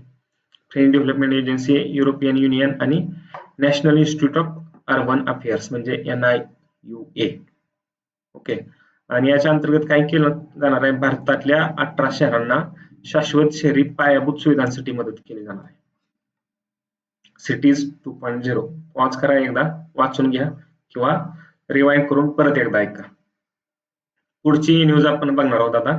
महिला सन्मान बचत प्रमाणपत्र योजना, महिला सन्मान सेव्हिंग सर्टिफिकेट MSSC 2023-24च्या अर्थसंकल्पामध्ये त्याची घोषणा केलेली आहे. 2023-24च्या अर्थसंकल्पामध्ये घोषणा केलेली कोणती न्यूज किंवा स्कीम आपण याच्या अगोदर बघितली होती? तर ती अमृत धरोहर आणि मिष्टी. त्याच योजनेप्रमाणे ही महिला सन्मान बचत प्रमाणपत्र योजना आहे. याची पण अर्थसंकल्पात घोषणा केली होती. तर ब्रीफमध्ये सांगतो याच्यामध्ये काय केलं जाणार आहे. महिलांनी किंवा मुलींनी बँकेमध्ये त्यांच्यासाठी वेगळी स्कीम असणार आहे. जर 2 वर्षांसाठी काय पैसे जर ठेवलं तर त्यांना थोड्याशा जास्त टक्के व्याजदरानं रिटर्न त्यांना मिळणार आहे परत. मग आहे कशासाठी योजना? मुलींसह महिलांच्या आर्थिक समावेशन आणि सक्षमीकरणासाठी. ऑब्व्हियसली असणार आहे आर्थिक समावेशन सक्षमीकरण, त्याच्यासाठी महिलांसाठी बऱ्यापैकी स्कीम असतात ते असतात. पोस्ट ऑफिसची योजना आहे आणि त्याच्यामध्ये आता ही पुढची डिटेल काही इतकी लक्षात ठेवू नका, फक्त समजण्यासाठी की कोणतीही महिला 2 वर्षांच्या कालावधीसाठी मिनिमम 1,000 रुपये ते कमाल 2 लाख रुपये गुंतवू शकते आणि यावर 7.5% दराने व्याज मिळते. ओके, पुढची आहे न्यूज. अमित अग्रवाल. अमित अग्रवाल UIDAI चे नवे सीईओ. UIDAI चे म्हणजे थोडक्यात लक्षात ठेवा आधार कार्ड बनवणारे एजन्सी गव्हर्नमेंट ऑफ इंडियाची. UIDAI चा फुल फॉर्म काय आहे? Unique identification authority of India. तर त्या UIDAI चं नवीन सीईओ कोण झालेले आहेत? अमित अग्रवाल. छत्तीसगड केडरचे IAS अधिकारी आहेत. कधीचे? 1993च्या बॅचचे. Amit Agarwal one liner. Last टाइमला कोणतरी मोहंती वगैरे काहीतरी आला होता क्वेश्चन, त्या टाईपचा क्वेश्चन इथं पण येऊ शकतो. पुढची न्यूज आता बघणार आहोत आपण, मिशन माहेर. मिशन माहेर. माहेरचा फुल फॉर्म काय आहे? Mission on advanced and high impact research. Mission on advanced and high impact research. Brief मध्ये सांगतो तुम्हाला की भारतामध्ये किंवा परदेशात जे नवीन तंत्रज्ञान तयार होणार आहे कोणत्या क्षेत्रामध्ये? तर नवीकरणीय ऊर्जा किंवा एनर्जी सेक्टरमध्ये जे नवीन तंत्रज्ञान सुरू होणार आहे तर त्याला प्रोत्साहन द्यायचं कुठं? देशामध्ये आणि फॉरेन कंट्रीजमध्ये वापरण्यासाठी. तर आता आपण डिटेलमध्ये बघूया. ऊर्जा मंत्रालय आणि नव व नवीकरण ऊर्जा मंत्रालय यांनी संयुक्तपणे 7 जून 2023 रोजी सुरू केलेले. ओके, उद्देश काय आहे? ऊर्जा क्षेत्रातील उदयोन्मुख तंत्रज्ञान ओळखणे आणि त्यांना स्वदेशीपणे भारतात आणि भारताबाहेर तैनात करण्यास विकसित करणे. ऊर्जा क्षेत्रातलं नवीन तंत्रज्ञान ओळखायचे आणि त्याला तैनात करण्यासाठी प्रोत्साहन द्यायचे संपूर्ण भारतात किंवा भारताबाहेर. 2023 ते 24 आणि 27-28 म्हणजे 5 वर्षापर्यंत 2023 ते 2028 या कालावधीमध्ये राबवली जाणार आहे. आणि याच्या अंतर्गत निर्धारित केलेली क्षेत्रे कोणती कोणती आहेत? तर ही काही इतकी जास्त लक्षात ठेवायची गरज नाही, जस्ट वाचून घ्या एकदा. ग्रीन हायड्रोजन ह्या सेक्टरमध्ये पण नवीन तंत्रज्ञानाला प्रोत्साहन देणार आहेत. औष्णिक ऊर्जा आहे, लिथियम आयन स्टोरेज बॅटरी आहे, इलेक्ट्रॉनिक कुकर वगैरे. ठीक आहे, मिशन माहेर इलेक्ट्रिसिटीच्या नवीन तंत्रज्ञानासाठीची स्कीम आहे, एवढं फक्त लक्षात ठेवा. पुढचा आता न्यूज आपण बघणार आहोत ती व्यसनमुक्त अमृतकाळ राष्ट्रीय मोहीम. ओके, राष्ट्रीय बाल हक्क संरक्षण आयोगानं सुरू केलेले आहे NCPCR आणि ते 31 मे 2023 या दिनी. आणि हा दिन काय असतोय? तर जागतिक तंबाखू दिन. त्यानिमित्ताने ही सुरू केलेली आहे. त्याचा उद्देश काय आहे? आता अगेन NCPCR म्हणजे बाल हक्क संरक्षण आयोगानं ही स्कीम सुरू केलेली आहे. मग कोणा थोडीच मोठ्या लोकांसाठी असणार आहे, लहान मुलांसाठीच असणार आहे. मग काय करायचं? लहान मुलांचं तंबाखू सोडवायचे. व्यसनमुक्त अमृतकाळ मोहीम. अमृतकाळ सेलिब्रेट करता करता आपण कुठल्या लेवलला येऊन पोचलोय हे एक समाज म्हणून वगैरे आपल्याला खूप म्हणजे लहान लहान मुलं आज दारू असेल, तंबाखू असेल किंवा मावा गुटखा या व्यसनाच्या अधीन जर जात असतील तर ते आपल्याला समाज म्हणून निश्चित अजिबात म्हणजे काय अशी भूषणावह गोष्ट नाहीये. आणि त्या लहान मुलांमधल्या तंबाखूच्या व्यसनाला काउंटर करण्यासाठी जर बाल हक्क संरक्षण आयोगाला जर असल्या स्कीम चालू कराव्या लागत असतील तर हे गंभीर मला वाटतं कुठेतरी गोष्ट आहे. तर ठीक आहे, आपल्याला काय, आपण फक्त काय किती लाईन मध्ये न्यूज आहे आणि एक्झाम साठी किती महत्वाचे आहे एवढ्या अँगलने ह्याच्याकडे बघायला फक्त नको. तर राष्ट्रीय बाल हक्क संरक्षण आयोगानं अगेन हे योजना सुरू केली. कोणती? अमृतकाळ, व्यसनमुक्त अमृतकाळ राष्ट्रीय मोहीम दिवस. उद्देश काय आहे? देशातील लहान बालकांमधील तंबाखू आणि अंमली पदार्थ व्यसनाधीनतेची समस्या सोडवणे. ठीक आहे, वाईट वाटते पण आता असू द्या. टोबॅको फ्री इंडिया नावाची एक NGO आहे, सॉरी सिव्हिल सोसायटी आहे आणि या सिव्हिल सोसायटी बरोबर त्यांनी तांत्रिक भागीदारी केलेली आहे. टोबॅको फ्री इंडिया लक्षात असू द्या. त्याच्या अंतर्गत काय प्रत्येक शाळांमध्ये प्रहरी क्लब स्थापन केले जाणार आहेत आणि लोकांवर व्यसनाधीनतेनं घासलेली मुलं आहेत त्यांच्यावर तिथं वॉच ठेवला जाणार आहे. आतापर्यंत देशभरामध्ये जवळपास 60,000 अशा प्रकारचे प्रहरी क्लब स्थापन वगैरे करण्यात आलेले आहेत. लक्षात असू द्या, व्यसनमुक्त अमृतकाळ मोहीम, प्रहरी क्लब स्थापना प्रत्येक शाळांमध्ये आणि त्याच्याद्वारे विद्यार्थ्यांमधली लहान मुलांमधली व्यसनाधीनतेची समस्या सोडवली जाणार आहे. पुढची आहे पहिली राष्ट्रीय प्रशिक्षण परिषद. अगेन पहिली आहे त्यामुळे महत्वाची आहे. उद्घाटन केलंय पंतप्रधान नरेंद्र मोदींनी. स्क्रीनवर तुम्हाला दिसत असेल हा फोटो. कुठं झालंय? नवी दिल्लीतच उद्घाटन झालंय. कधी? 11 जून 2023 या दिवशी. आता राष्ट्रीय प्रशिक्षण परिषद ब्रीफ मध्ये तुम्हाला सांगू का? काय नाही याच्यामध्ये, की मिशन कर्मयोगी नावाचं एक मिशन 1-2 वर्षामध्ये मागच्या सुरू करण्यात आलं होतं. आणि त्याच्यामध्ये जे सिव्हिल सर्वंट आहेत, नागरी सेवक, तुम्ही जर डीसी जर म्हणला तर तुम्ही ते सिव्हिल सर्व्हिसेस म्हणजे राज्यसेवा ही आपली सिव्हिल सर्व्हिसेस आहे स्टेटची. आणि युपीएससी जी सिव्हिल सर्व्हिस म्हणजे IAS, IPS, IFS वगैरे जे असतील ते, तर त्या सिव्हिल सर्वंट्स त्यांच्यामधलं प्रशिक्षणाचं जे कार्यक्रम आहेत, तर त्या प्रशिक्षण कार्यक्रमाला चालना देण्यासाठी, बळकटी देण्यासाठी हे मिशन कर्मयोगी नावाची योजना सुरू केली होती, ज्याच्यामुळं त्या सिव्हिल सर्वंटची कार्यक्षमता वाढेल. तर त्याच्याच अंतर्गत, त्या मिशन कर्मयोगी अंतर्गत हे राष्ट्रीय प्रशिक्षण परिषद आयोजित केलेली आहे. कितवी आहे? पहिली आहे. कुठं आहे? नवी दिल्ली. उद्घाटन कोणी? मोदींनी. कधी? 11 जून 2023. तर मिशन कर्मयोगी या नागरी सेवेसाठी क्षमता निर्माण कार्यक्रमाचा ही परिषद एक भाग आहे. कॅपॅसिटी बिल्डिंग कमिशन तर्फे याचं आयोजन करण्यात आलेलं आहे. Capacity building commission. परिषदेचे उद्दिष्ट काय असणार आहेत? अगेन मी तुम्हाला सांगितलं ते नागरी सेवा प्रशिक्षण संस्थांमध्ये सहकार्य वाढवणे. देशभरामध्ये ज्या महाराष्ट्राची जशी यशद आहे तशा विविध राज्यांसाठी त्यांच्या प्रशिक्षण संस्था असतील त्यांच्यामध्ये सहकार्य वाढवायचे. आणि दुसरं, देशभरातील नागरी सेवकांसाठी प्रशिक्षण पायाभूत सुविधांच्या निर्मितीला चालना द्यायची. ठीक आहे. पुढची न्यूज आपण आता बघणार आहोत. पुढची न्यूज आहे स्क्वॉश विश्वचषक 2023. आयोजन कुठे आहे? चेन्नईमध्ये. आपल्या भारतामध्ये आयोजन झालं होतं त्याच्यामुळे ही न्यूज मी तुम्हाला घेतलेली आहे. अदरवाईज आपला ह्यांचा काही संबंध नव्हता. इजिप्तने मलेशियाचा पराभव करत विजेतेपद पटकावले. आणि पुढची एक गोष्ट लक्षात ठेवायची म्हणजे भारताला मलेशियानं हरवले. कधी? उपांत्य फेरीत. हे थोडं बरं झालं वाटतं, कारण भारतानं मलेशियाला उपांत्य फेरीत हरवलं असतं ना, अंतिम फेरीत परत आज इजिप्तकडून हरलं असतं तर आणखीन वाईट वाटलं असतं. वर्ल्ड कपच्या जखमा आणखीन भरलेल्या नाहीत. मग त्याच्या अगोदर आणखीन कुठली असली जखम मिळाली असते तर त्या गोष्टी अवघडच झाल्या असत्या. लक्षात काय ठेवा? स्क्वॉश खाली स्क्रीनवर दिसत असतोय काय टाईपचा? टेनिस टाईपचा खेळ आहे. आणि त्याचं आयोजन चेन्नईमध्ये झालं होतं. इजिप्तनं मलेशियाला हरवून विजेतेपद जिंकलं आणि भारत उपांत्य फेरीमध्ये म्हणजे सेमी फायनलला मलेशियाकडून हरला होता. पुढची न्यूज आपली आहे पुणे येथे आशियातील पहिली सब सी रिसर्च लॅब. ओके. सब सी म्हणजे समुद्राखालील. मग म्हणाल तुम्ही पुण्यामध्ये समुद्र कुठून आला? तर पुणेकर पण काय कमी नाहीत कोणाला.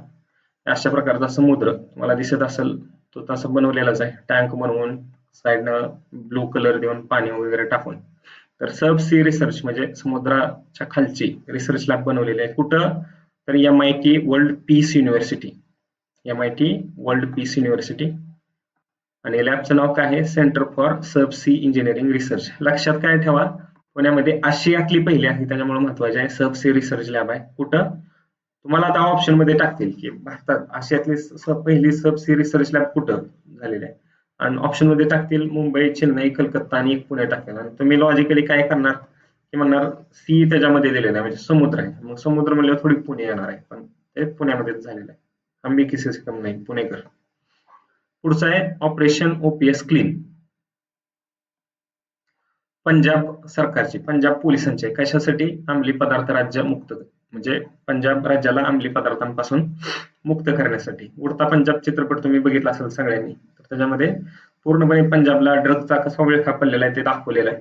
तर मग पंजाबमध्ये ह्या ड्रग्ज पासून मुक्ती मिळवण्यासाठी पंजाब पोलिसांनी ऑपरेशन OPS क्लीन नावाची एक मोहीम सुरू केलेली आहे.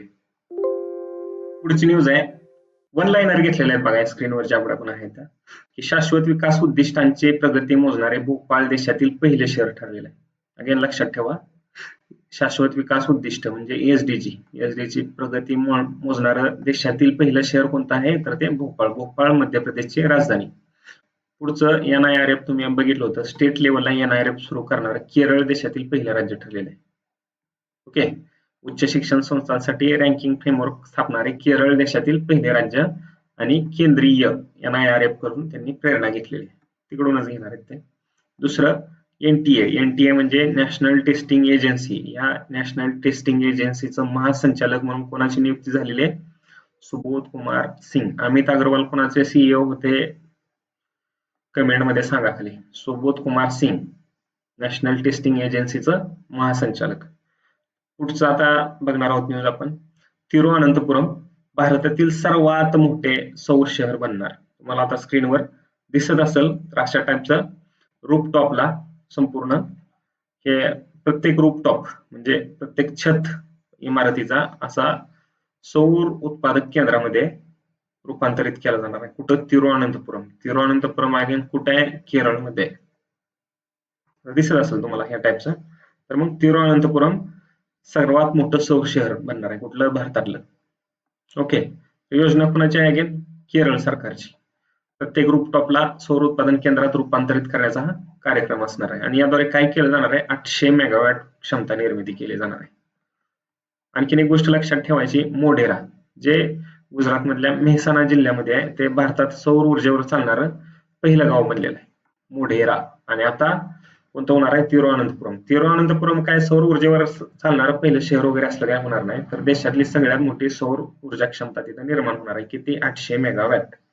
पुढची न्यूज असणार आहे आपली रायना बर्नावी.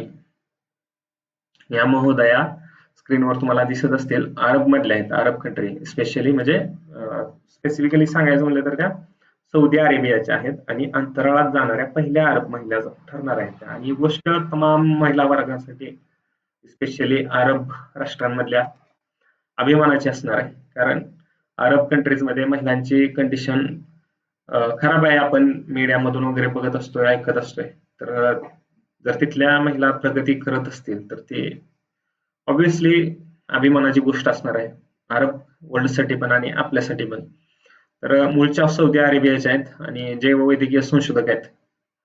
अंतराळात जाणाऱ्या पहिला अरब महिला अंतराळवीर राहणार आहेत त्या. मग कोणती मिशन आहे? तर अमेरिकेची स्पेस एक्स फाल्कन 9 या नावाच्या रॉकेटमध्ये त्या इंटरनॅशनल स्पेस सेंटर म्हणजे आंतरराष्ट्रीय अंतराळ केंद्र तिथं, अंतराळ स्थान तिथं जाणार आहेत.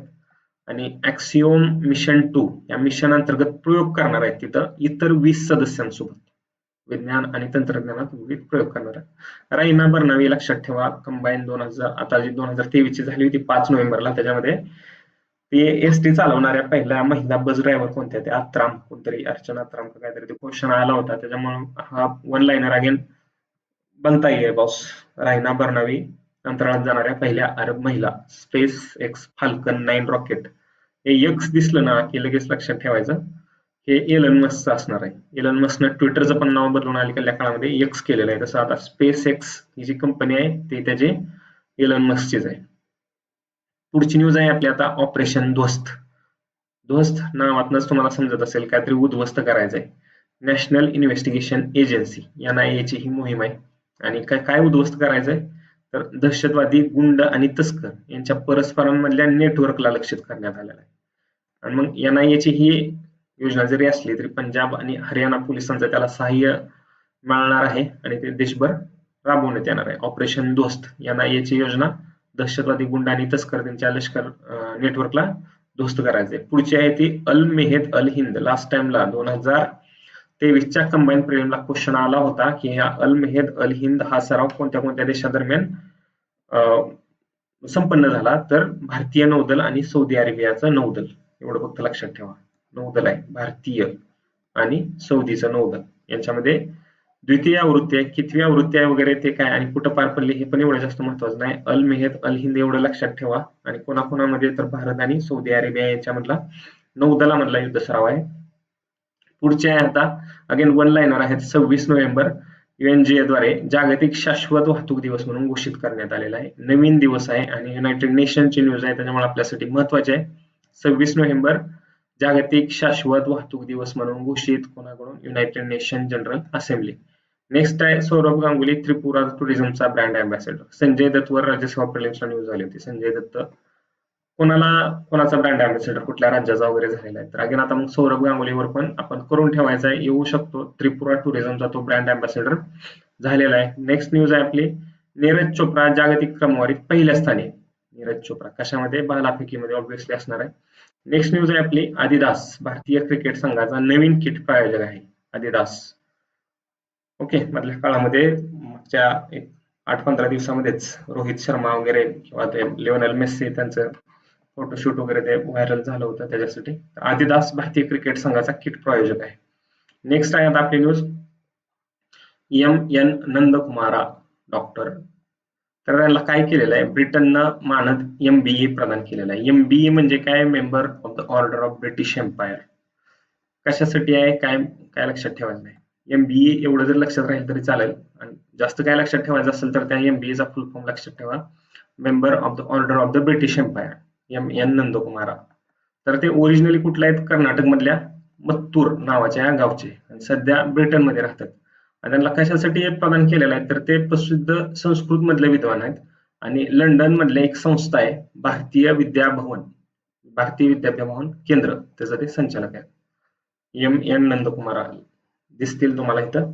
ओरिजिनली कर्नाटकातले आहेत, सध्या ब्रिटन मधले आहेत. त्यांना MBE प्रदान झालेला आहे इंग्लंडच्या राजाकडून, आणि संस्कृत मधलं प्रसिद्ध विद्वान पण आहेत ते. नेक्स्ट आहे पुढची न्यूज आपली, एन चंद्रशेखरन टाटा सन्सचे अध्यक्ष आहेत, आपल्या सगळ्यांना माहिती असं लागेल.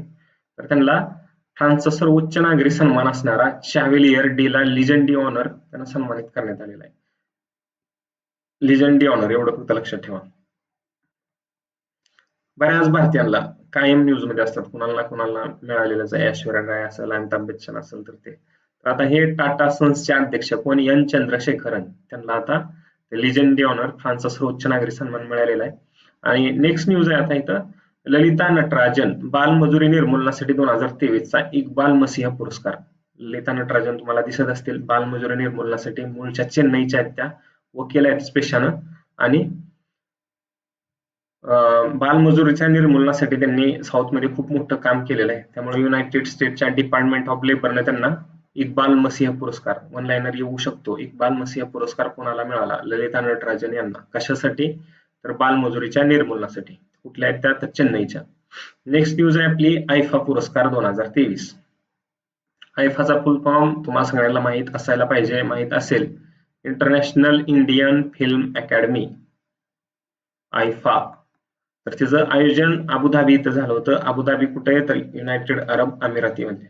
स्क्रीनवर तुम्हाला दिसत असेल त्या पुरस्काराचं संपूर्ण ते जे पिक्चर आपण घेतलेलं आहे ते. Okay, 23rd IIFA is back in Abu Dhabi. तर मग ते अबुधाबीमध्ये त्याचं झालेलं आहे स्क्रीनिंग, जे काय असेल ते. आणि त्याच्यामध्ये सर्वोत्कृष्ट चित्रपट कोणता आहे, दृश्यम 2, अजय देवगणचा. बघितला असेल, ओके, बघितला नसेल तर बघा, खूप चांगला चित्रपट आहे. सर्वोत्कृष्ट अभिनेता कोण आहे, ऋतिक रोशन, कोणत्या चित्रपटासाठी, विक्रम वेडा. सर्वोत्कृष्ट अभिनेत्री कोण आहे, आलिया भट्ट, कोणत्या मूवीसाठी, गंगूबाई काठियावाडी. ओके, आणि सर्वोत्कृष्ट दिग्दर्शक कोण आहे, आर माधवन. मूवी कोणता दिग्दर्शन केलेला आहे त्यानं, रॉकेटरी द नंबी इफेक्ट. 4ही लक्षात ठेवा. आणि त्याच्या पलीकडं मॅगझिन मध्ये किंवा तुमच्या इयरबुक मध्ये blah blah blah blah blah बरंच काय दिलेलं असेल, काय लक्षात ठेवू नका, एवढंच लक्षात ठेवा, सर्वोत्कृष्ट चित्रपट कोणता आहे, अभिनेता, अभिनेत्री आणि दिग्दर्शक. पलीकडे लक्षात ठेवायचं नाही. नेक्स्ट आहे पुढचं, आणि झालंय कुठं ते. ओके, नेक्स्ट आहे पुढचं, शक्तिकांता दास, आरबीआयचं गव्हर्नर. त्यांना लंडनच्या सेंट्रल बँकिंग या संस्थेचा गव्हर्नर ऑफ द इयर पुरस्कार मिळालेला आहे. लंडनच्या सेंट्रल बँकिंग या संस्थेचा गव्हर्नर ऑफ द इयर पुरस्कार कोणाला, शक्तिकांता दास यांना. नेक्स्ट आहे टाइम मॅगझिनचं मे 2023 अंक आहे, आणि त्याच्या कव्हर पेजवर दीपिका पदुकोण ताई या झळकलेल्या आहेत. महत्वाची न्यूज आहे आपल्यासाठी. Time person of the year विचारतात, त्याचप्रमाणे हटके म्हणून यावर्षी विचारू शकतात ते, की टाइम मॅगझिनच्या कव्हर पेजवर कोणती भारतीय अभिनेत्री झळकली यावर्षी, किंवा कोणत्या महिन्याच्या अंकावर झळकली, तर मे 2023 दीपिका पदुकोण टाइम मॅगझिनच्या कव्हर पेजवर झळकलेली आहे. ओके, आता नेक्स्ट न्यूज आपण बघूया. इस्रोचा नवीन उपग्रह त्यांनी लॉन्च केलेला आहे, NVS-01. तर IN नाविक नावाची प्रणाली माहित असेल, ज्या मोबाईलमध्ये, अँड्रॉइड मोबाईल जर तुम्ही वापरत असाल तर GPS प्रणाली वापरत असाल इथून तिथं जाण्यासाठी. कशासाठी आहे, तर ते दिशादर्शन, ज्यालाच नेव्हिगेशन म्हणतात. तर मग ती GPS प्रणाली कोणाची आहे, तर नासाची. त्याचप्रमाणे आपल्या इस्रोची प्रणाली, नवीन विद्यार्थी मित्रांसाठी आहे, ही नाविक ही प्रणाली आहे दिशादर्शनासाठी, ती आपल्या इस्रोची आहे. आणि त्या नाविकसाठीच्या दुसऱ्या पिढीतला हा पहिला उपग्रह आहे. दुसरी पिढी म्हणजे कोणती, पहिल्या पिढीमध्ये 7 उपग्रह त्यांनी ऑलरेडी पाठवलेले आहेत, ते कार्यरत झालेले आहेत. तर त्यांचं काय एक्सपायरी डेट वगैरे आली असेल, किंवा त्यांचा नवीन काय प्लॅन असेल, त्याच्यामुळे आता दुसरी पिढी सुरू केली आहे. दुसऱ्या पिढीतला हा पहिला उपग्रह आहे, आणि अगेन पहिला असल्यामुळे आपल्यासाठी महत्वाचा आहे. तर त्या उपग्रहाचं नाव काय आहे, NVS-01. कसा आहे, नेव्हिगेशन सॅटेलाइट, दिशादर्शन उपग्रह. कधी प्रक्षेपण झालेलं आहे 29 मे 2013. वजन किती आहे 2232 किलो. कंबाईन मेन्स 2023 त्याच्यामध्ये एक क्वेश्चन विचारला होता की चंद्रयानचं वजन किती होतं 3900 का काहीतरी किलोग्रॅम 37-39 जे काय असेल ते. तर अगेन त्याच टाइम्स इकडे विचारू शकतात कंबाईन वाले किंवा सरळ सेवा वाले. तुम्ही विशेष पद्धतीने हे लक्षात ठेवा. इस्रोचा नवीन सॅटेलाइट जो आहे NVS-01 29 मे 2013 ला प्रक्षेपण आहे आणि 2232 किलो वजन आहे. उड्डाण कुठं आहे श्रीहरिकोटा. हे काय जास्त अवघड नाही. सतीश धवन स्पेस सेंटर श्रीहरिकोटा आहे तिथून त्याचं उड्डाण झालेलं आहे. आणि कोणतं रॉकेट आहे GSLV F12 या प्रक्षेपकाद्वारे जिओ सिंक्रोनस ट्रान्सफर ऑर्बिट म्हणजे GTO त्याच्यामध्ये स्थापन केलेलं आहे. हे GTO वगैरे काय आहे तुम्हाला ज्यावेळेस रिमोट सेन्सिंग करणार आहात. आता रिमोट सेन्सिंग कंबाईनला पण आलेलं आहे त्याच्यामुळं तुम्ही तिथं लक्षात ठेवणार आहात बघणार आहात. इथं जर आता बघितलं तर लेक्चर आपलं खूप वाढेल. लक्षात ठेवा जिओ सिंक्रोनस ट्रान्सफर ऑर्बिट त्याच्यामध्ये ते स्थापन केलेलं आहे. आणि पहिल्या पिढीमध्ये नाविकच्या 7 उपग्रह प्रक्षेपित केलं होतं आपण बघितलेले आहेत. NVS-01 लक्षात ठेवा नेव्हिगेशन सॅटेलाइट. पुढची न्यूज. पुढच्या न्यूज मध्ये आपण बघणार आहोत पुस्तकं. 2 पुस्तकं बघायची आहेत आपल्याला ह्या महिन्यामध्ये. एक म्हणजे द्रौपदी मुर्मू यांचं आणि दुसरं अंशुमन गायकवाड यांचं. द्रौपदी मुर्मू यांचं पुस्तकाचं नाव काय आहे from tribal hinterland to Raisina hills. Tribal hinterland म्हणजे काय तर आदिवासी पाड्यांपासून ते रायसिना हिल्स पर्यंत. रायसिना हिल्सला काय आहे आपले राष्ट्रपती भवन म्हणजे आदिवासी पाड्यापर्यंत पासून ते राष्ट्रपती भवनापर्यंत असं वगैरे त्यांच्या पुस्तकाचं नाव आहे ते. आणि तिथे लेखिका कोण आहेत कस्तुरी रे. ओके द्रौपदी मुर्मू कस्तुरी रे पुस्तकाचं नाव लक्षात ठेवणे आहे. दुसरं पुस्तक आहे गट्स अमिडस्ट ब्लड बाथ म्हणजे रक्ताच्या थारोळ्यात असताना आपण केलेली हिंमत वगैरे असं काहीतरी त्याचं ट्रान्सलेशन होईल मराठीमध्ये. तर अंशुमन गायकवाड यांनी त्यांचं अर्ध आत्मचरित्रात्मक म्हणजे सेमी ऑटोबायोग्राफी या टाईपचं ते पुस्तक लिहिलेलं आहे. आणि हे अंशुमन गायकवाड कोण आहेत तर भारताचे माजी कसोटी क्रिकेटपटू. Okay guts amidst blood bath आणि from tribal hinterland to Raisina hills दोन्ही पुस्तकं लक्षात ठेवा. नेक्स्ट आहे हॉकी ज्युनियर एशिया चॅम्पियनशिप. हुश जिंकलो आपण कुठंतरी. आपण जिंकलेले आहेत भारतानं 2-1 पराभव केलेला आहे. कोणाचा पाकिस्तानचा. अगेन खूप चांगली गोष्ट आपल्या इंडियन्ससाठी. इंडियन फॅन्स फायनलला पाकिस्तानला हरवणे इतका मोठा आनंद आपल्यासाठी दुसरा कोणता नाहीये. तर आयोजन कोणी केलेलं आहे सलाला. कालच्या लेक्चरमध्ये सलाला बंदर आलं होतं. कशाला आलं होतं आठवत नसेल तर वाचा पाठीमागे जाऊन. ओके कंटेनर पोर्ट इंडेक्स होतं 2 नंबरला तिथं सलाला बंदर होतं. तर hockey junior Asia cup again हे ज्युनियर आहे त्यामुळे इतके काय जास्त आपल्याला अटेन्शन घेणारे नाही. पण आपण जिंकलोय कुठेतरी मग ज्युनियर का असे ना ते महत्वाचे. थोडंफार आपल्याला पण बरं वाटावं. सगळीकडेच हरतोय त्याच्यापेक्षा मग कुठेतरी जिंकणारी एखादी न्यूज टाकावी म्हणलं त्यासाठी ही न्यूज घेतली होती. तर hockey junior Asia cup championship आयोजन सलाला ओमान इथं आणि भारतानं पाकिस्ताननं 2-1 पराभूत करून विजेतेपद तिथं पटकावलेलं आहे. नेक्स्ट आपली न्यूज आहे ती योगी आदित्यनाथ. भारतरत्न डॉक्टर बाबासाहेब आंबेडकर पुरस्कार यांना मिळालेला आहे. कशासाठी भयमुक्त उत्तर प्रदेश निर्माण करण्यासाठी भारतरत्न डॉक्टर बाबासाहेब आंबेडकर पुरस्कार देण्यात आला.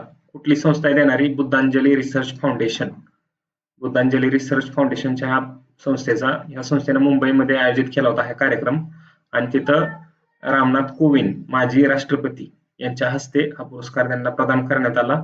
आणि योगी आदित्यनाथ यांचे प्रतिनिधी म्हणून कोणते तरी युपीचे मिनिस्टर होते ते तिथं उपस्थित राहिले होते. योगी आदित्यनाथ डॉक्टर बाबासाहेब आंबेडकर पुरस्कार लक्षात ठेवा. नेक्स्ट न्यूज आहे आपली शेंजू 16 मिशन. शेंजू 16 लक्षात ठेवा.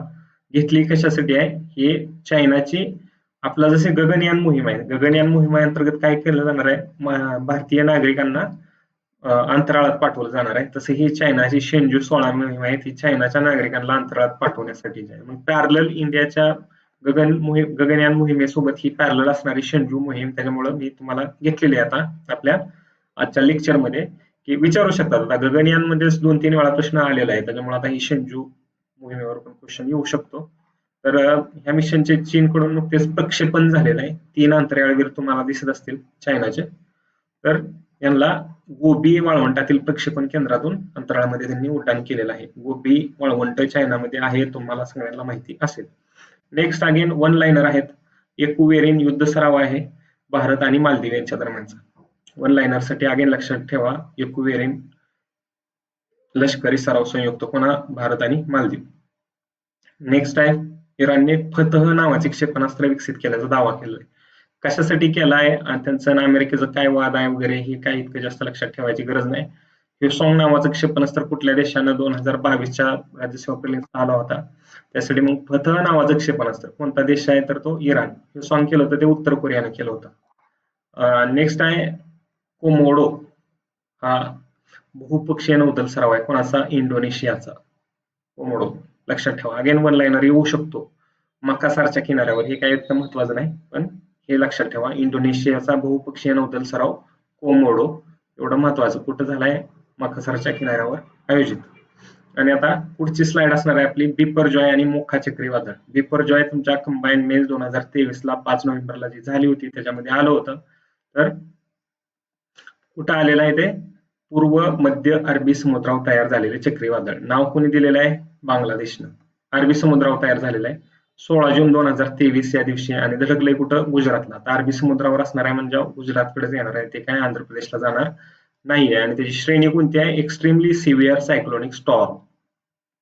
ओके, लक्षात ठेवा बिपरजॉय. नेक्स्ट आहे पुढचं मोखा चक्रीवादळ, कुठं झालेलं आहे, बंगालच्या उपसागरावर. आणि बंगालच्या उपसागरावर झालेलं आहे म्हणजे हे गुजरातला जाणार नाही, कुठं असणार आहे, तिकडच कुठं, बंगाल आंध्र प्रदेश तिकडच कुणीकडे आलेलं असणार आहे. नाव कोणी दिलेलं आहे, येमेन. आणि ही कुठली कॅटेगरी आहे, एक्स्ट्रीमली सिव्हिअर सायक्लोनिक स्टॉर्म. तर बिपरजॉय आणि मोखा चक्रीवादळ. बिपरजॉय कुठं आले, अरबी समुद्रात. मोखा बंगालच्या उपसागरात. इथं नाव कोणी दिलंय बिपरजॉयचं, बांगलादेशनं. इथं कोणी दिलंय, येमेननं. आणि कुठं धडकलंय, गुजरातला. ही कुठं धडकलंय, पूर्व किनारपट्टीला धडकलेलं असणार आहे. आणि श्रेणी मात्र दोघांची सेम आहे, कोणते, इथं पण एक्स्ट्रीमली सिव्हिअर सायक्लोनिक स्टॉर्म, इथं पण एक्स्ट्रीमली सिव्हिअर सायक्लोनिक स्टॉर्म. तर ओके, लेक्चर आपलं इथं संपतंय आणि इथंच आपलं जूनचं संपूर्ण करंट अफेअर संपलेलं असणार आहे. लेक्चर जर आवडला असेल तर नक्कीच लाईक करा, शेअर करा, सबस्क्राईब करा आणि कमेंट पण करा. धन्यवाद.